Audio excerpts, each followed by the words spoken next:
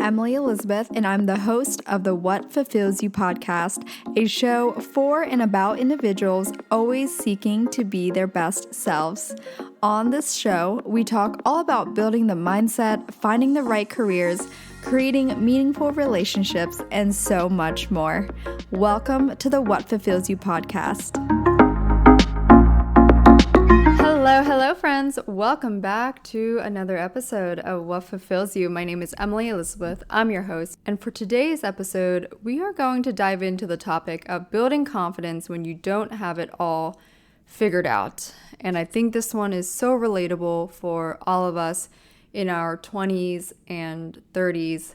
And no matter what part of life you are in, I think we all have different levels of confidence, and it sometimes ebbs and flows. Like, I can speak on that from personal experience. And that being said, I will say that one of the things I'm very grateful for doing early on in my life is working on different things to help build my self-confidence. And I would say this journey for me started when I was 20 years old.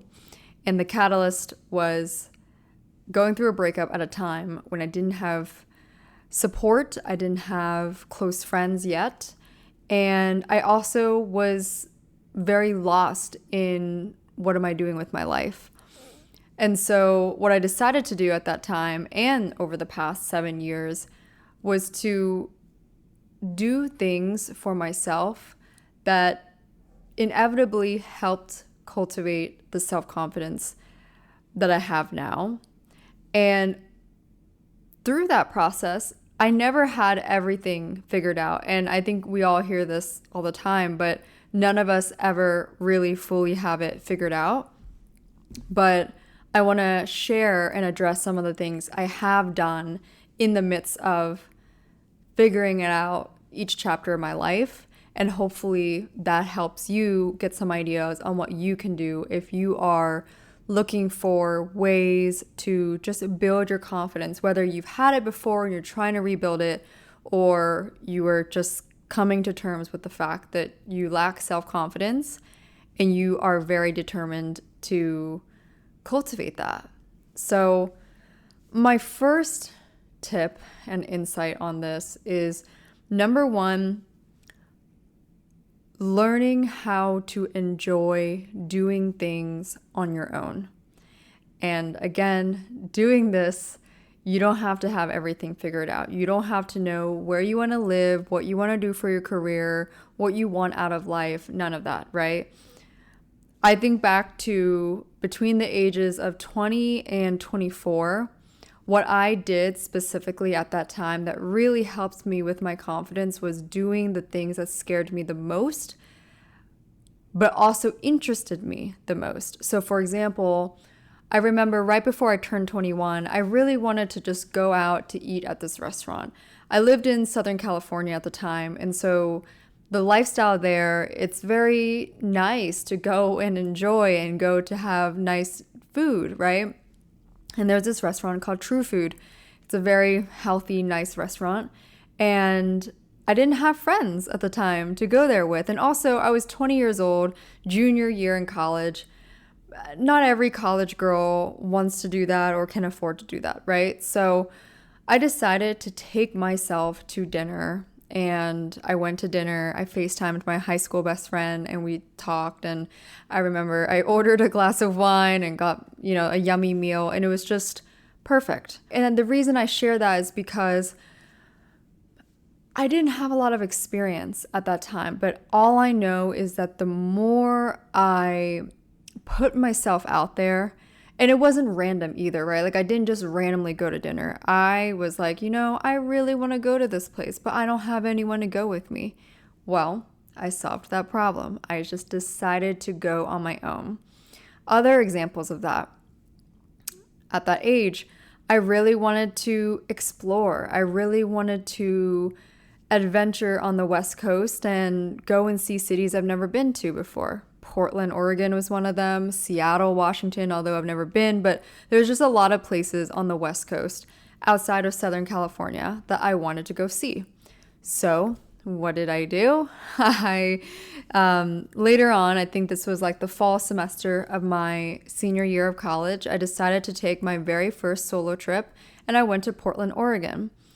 It was so beautiful and so memorable, and I just remember it was the first time I really felt like, okay, this is what it feels like to travel by yourself, to be in a place you are not familiar with, and to learn things a little bit on your own.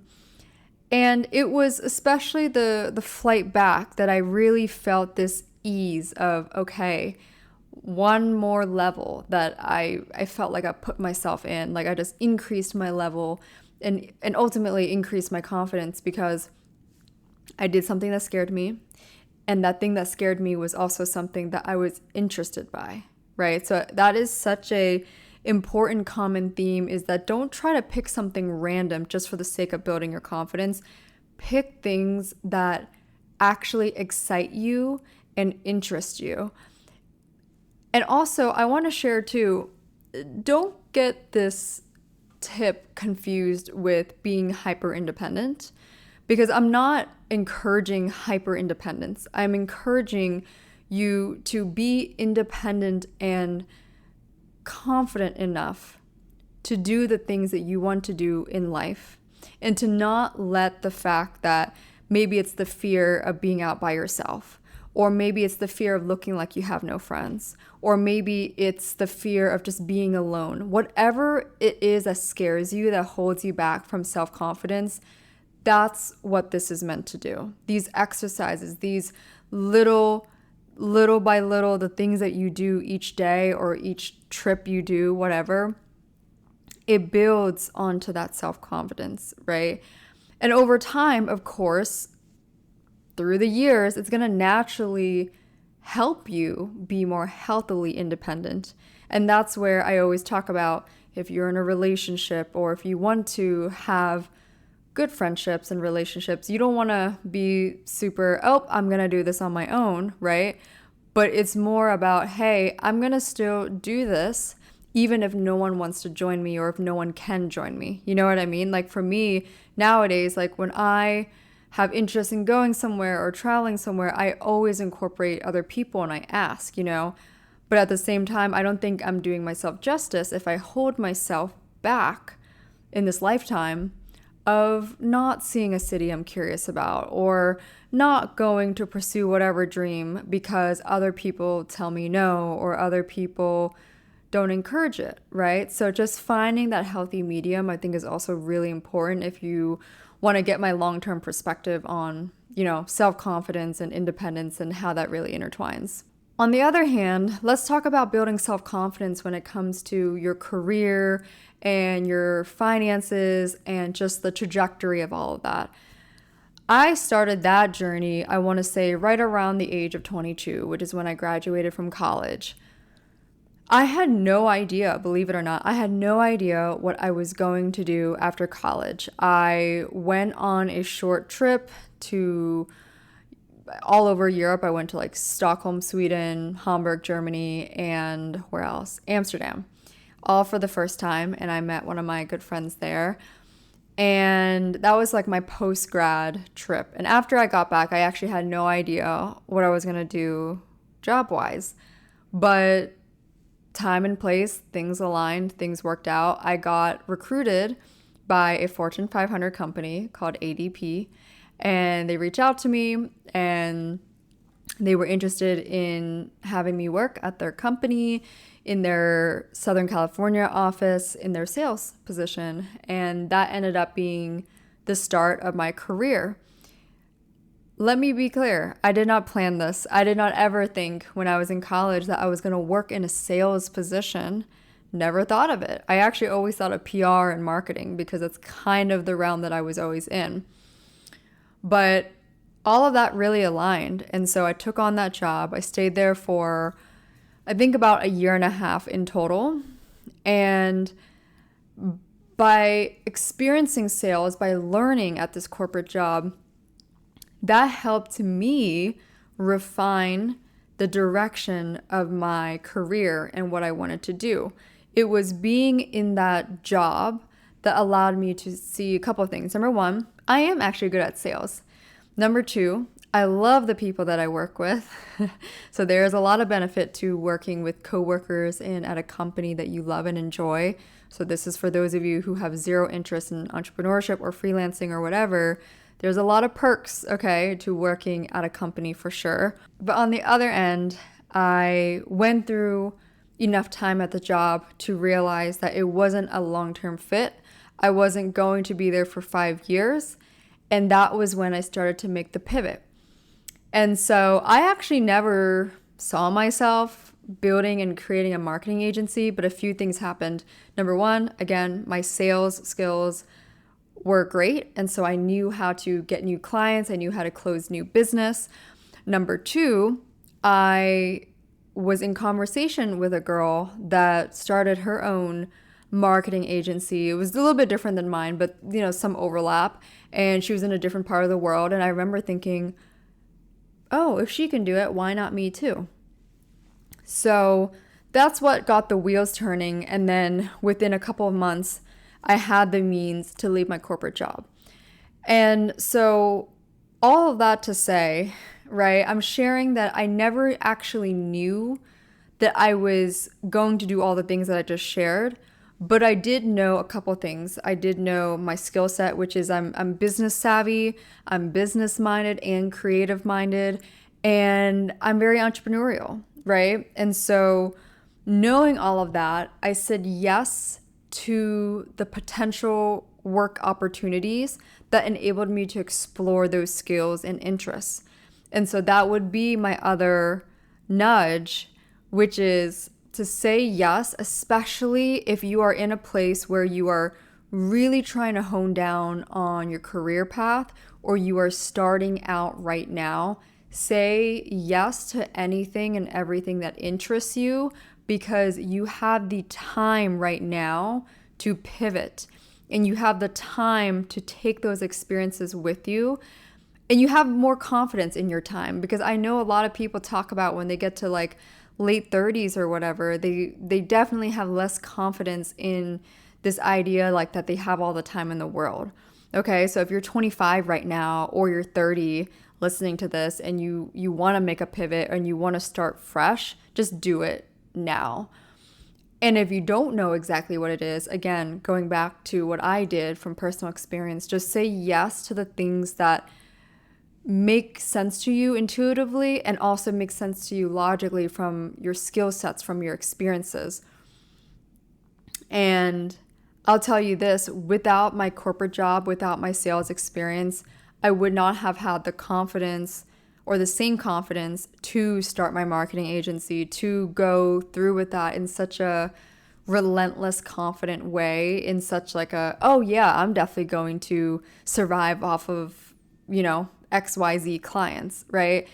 I can't believe I did it at the time. I was only 23 or 24, somewhere around there, but I just knew like I'm going to make this happen. So I'll also say that when you have vast experiences, especially we're talking in the career realm, it will give you more awareness and confidence inevitably because you're learning a lot and you're gathering all the information about yourself to make the best decisions a year from now or 2 years from now. And that's what those first 2 years out of college really did for me that helped put me where I'm at right now.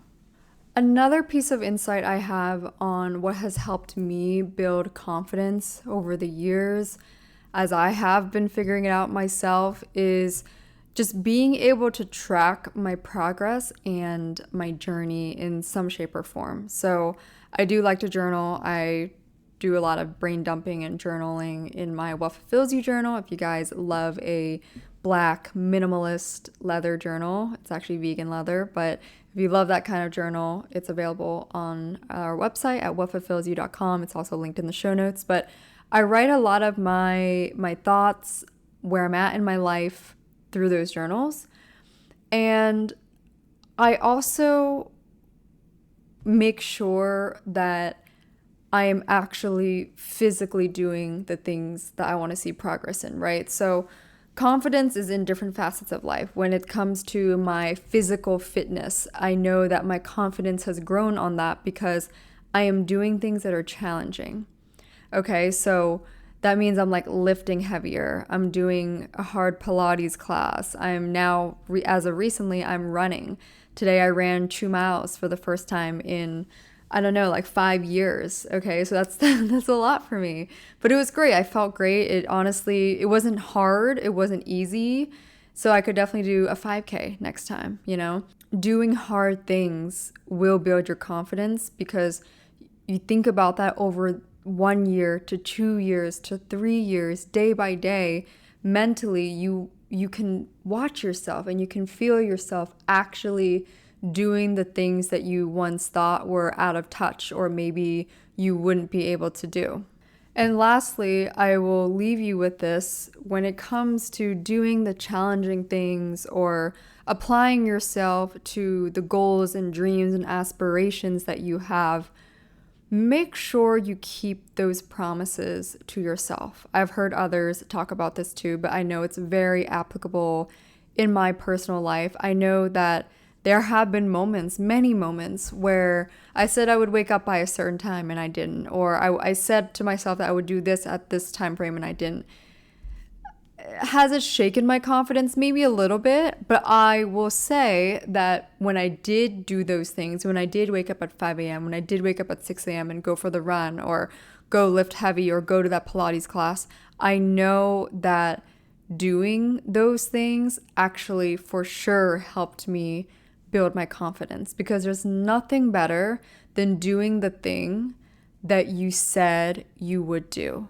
There is no better feeling than actually watching yourself keep the promise that you made to yourself. It is so easy when no one is watching and no one is holding you accountable to not do that thing, right?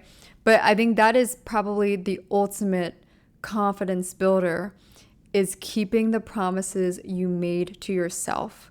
Because I think on the flip side, speaking from personal experience again, but when I say I'm going to do something and then I don't do it, and I continuously do that, I think it kind of hurts my self-esteem a little bit. I can't respect myself in the same way because I look at it from a logical lens and I'm just like, okay, you said one thing, but you didn't do that. What's going on, right? And it kind of, if you go too long doing that, it will eat at your self-esteem and naturally your self-confidence. So figure out what are your core priorities and your biggest goals at the moment, and create specific goals, like things that you can actually track progress in. And watch how your confidence changes over time as you actually inch towards that goal. So for me right now, I will say, like from an active perspective, one thing that I'm going to set as my goal is to run 10 miles by, I don't know, maybe by Thanksgiving or by the New York Marathon or something. And by the way, I recently started running, so I think that's a very doable goal. But I also know that it's going to be a huge confidence builder for me, because prior to all of this, I hadn't run a mile in like 5 years, which is crazy. I just don't run that much. I don't do long distance running. I like to play tennis and play sports that keep me active, you know? I think another goal of mine that I can track is, you know, having X amount of guests on my podcast, or hitting X amount of downloads on my podcast, right? That could be in the career realm, or, you know, hitting X amount in impact on my business, like whatever that is. Like having goals that I can track and then creating action steps that help me towards that goal. And just remember, you guys, we're all in this journey of figuring it out. But I can say that you are going to get closer to clarity and a sense of direction and perhaps even purpose, hopefully, if you get up and just try and then pivot as you go, rather than lay in bed and sulk, or go day by day and feel sorry for yourself, or say things like, oh, I don't have this, so I can't do that. Trust me, just throw paint at the wall at bare minimum and then pivot as you go. That's completely what I did. And when it comes to, again, this one I heavily encourage, when it comes to just ultimate self-confidence and confidence in oneself and being able to anchor oneself to just knowing who you are and what you stand for, my biggest tip there is to go and have moments of solitude, whether that's traveling by yourself or finally living on your own or having a dedicated day or days or hours of the week where you spend it by yourself. Maybe you go to a bookstore at your favorite cafe, you read, or maybe you go to a painting class, whatever that may be, but make sure you pour into that part of yourself, because there will be moments in life, and I can assure you I've been through that as well, despite me having self-confidence in myself, without that anchor in knowing who I am because of those experiences on my own in my early 20s, I would not have been able to maintain that level of self-confidence. It has maybe fluctuated from time to time, but it was because of the anchor that it ultimately stayed really steady. That anchor in myself, that anchor in my experiences, that anchor that no one can take away from me or from you. So I will leave you guys with that. I hope this episode was helpful, thought-provoking. As always, if you enjoyed this topic, if you want me to do more topics on self-confidence or specific questions around how I've done certain things in my life, whether from college or through my mid-20s or even just right now where I'm at in life, please let me know. I love chatting with you guys. If you have DM'd me before, you know that I will always respond. So you can reach out to me on Instagram at whatfulfillsyou or at Emily E. Duong, which is my personal Instagram. So thank you again for tuning in. I will chat with you all in the next episode.